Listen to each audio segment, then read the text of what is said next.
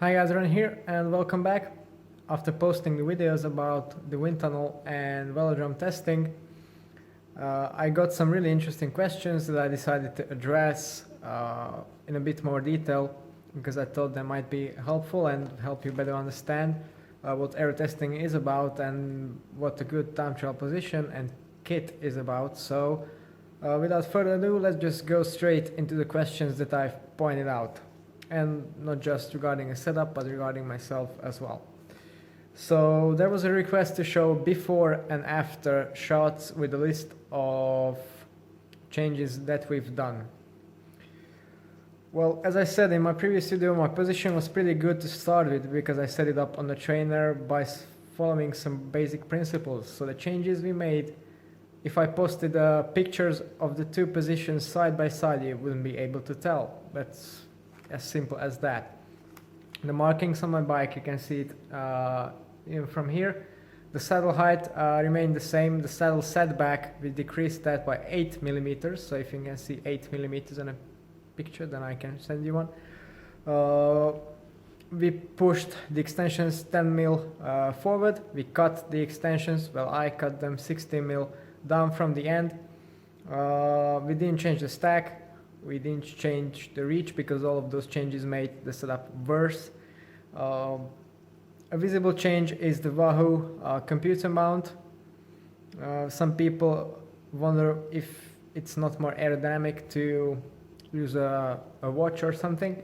Well, actually it's not, because the way my position works is I need to close off my frontal area. I need to put my hands close together and my elbows too, my forearms, everything touching. And the computer helps close off that area, so that actually improves the aerodynamics. Then further things we've done, we moved the foam in the pads itself closer together and more upright, a bit thicker, just to push my arms closer together. So now they're basically touching as close as they virtually can be. So yeah, I could post these pictures, but you wouldn't be able to tell. The biggest difference was the helmet, which is actually visible. Of course, it's a different helmet, completely different. And what you can see there is the shape perfectly matches the back of my neck, and it creates a nice smooth shape.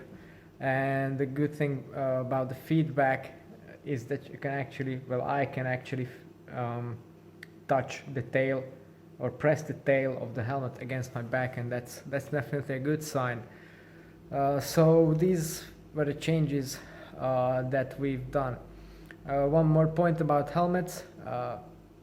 Someone asked if the Giro Arrowhead is not a good helmet in my opinion anymore. It's a good helmet for sure, it's just not the best for me.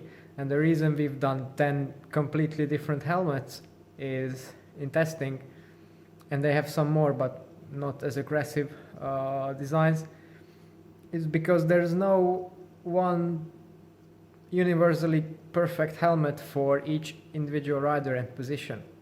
So what works for me, the Casque Mistral that is, it perhaps wouldn't work for you, or vice versa. So it's not that simple. And in general, why I didn't really focus on showing you the changes is because they're my changes on my bike. They're completely unrelatable to your setup. So that's my point here. That's just how it is. There's no other way of finding out and figuring out these things unless you do this kind of testing yourself.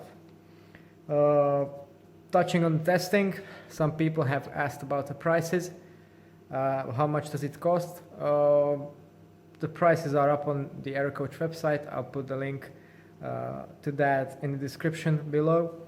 Then I got a question about, or multiple questions about the UCI legality of different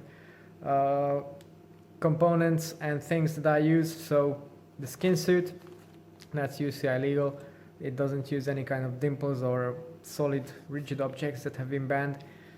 Only stitching and the fabric. Helmet, of course, that's a given. Overshoes, I haven't measured them to be exactly in the middle of my bone, but Yeah, I don't think anyone will ever will, but it depends on how I put them on. It's supposed to be a UCI legal length, but that will of course depend on the length of your leg. So yeah, so the position wise we've measured everything up and it works. Setback is 5 centimeter back. The extension reach is barely over the 75 centimeter rule, but since I have the 5 centimeters of setback, I can have as much as 80 in the front, so that's well within. What is scraping it very closely is the 10 centimeter vertical rule between the pads and the extension tips. The way around that for me is that I have a separate amount of stack for the pads, so that's one thing, and then secondly I have very thick 10 mil foam on there, so even if the foam at the measurement is tall enough, it actually depresses when my elbows hit it and I put my weight in it, so effectively it enables me to get a couple mils of extra extension height. Plus I've marked the position. I went to the testing with uncut extensions. You can see this little strip here. That's where my hand should be, and even with the cut extensions I can still keep it in the same position, but this way I only have 2 fingers on the extension, so that's the main difference. So that's UCI legality.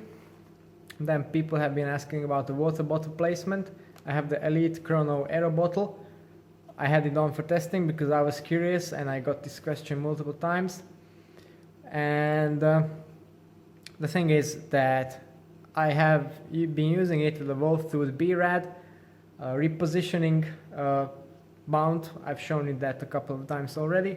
So this puts it all the way down to the bottom bracket, which is the fastest position in any frame. But despite that, it was still a pretty big drag. It cost me around 4 or 5 watts, I think. So if you can do away with the bottle, then definitely do. And time trials usually aren't that long, so I don't think I will ever be using it, perhaps in training or so. So that's the bottle addressed.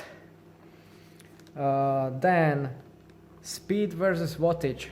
What does my CDA actually give me in terms of speed? So if I calculate a complete race setup with an optimized chain, the rolling resistance of the course speed, tubeless tires, then at my threshold, which is currently around 315 watts, it gives me almost exactly 50 k's per hour. If we look at my 20-minute power, which is 330 plus or minus, then that gives me 50.7, 50.8 k's per hour. Of course, the exact number will depend. This is with the basic air density that you have in the Gribble calculator. It's taken from there. Of course, there are so many variables, but yeah, as a general number, I should be able to hit 50 k's per hour average with this setup and power. Of course, I'm aiming to improve that power furthermore, but the curve for speed is getting really, really steep, so I need a lot more power to gain not that much speed. So that was the efficiency covered. And finally, people have been asking about an hour record. There's been well, a bit of a strange question if I will break the world hour record. Well, honestly, I don't think I could ever do that, because with this setup at least I'd have to add another 100 watts to my 1 hour power, and that seems pretty much impossible. Although if I consider that a very good track bike setup, that could save me 25 to 30 watts at that kinds of speed, of those kinds of speed, that's still 70 watts added to my threshold. Plus you can't really put down the same power on the track as you can do on the road, so not likely. What I'm actually thinking about is putting together a Slovak hour record, a national one, because according to my knowledge there is none. So maybe next year that will be my main goal, but I've yet to decide on that. In any case, if I were to do that, I would really like to make sure that I can hit at least those 50 kilometers in the hour. Okay, so these were the popular questions addressed. I hope you have found this useful. If you have any more questions, then leave them in the comments down below. And if you want to see more about the actual Aero testing and the final setup, then don't forget to tune into the channel and subscribe. Thanks for watching and see you next time.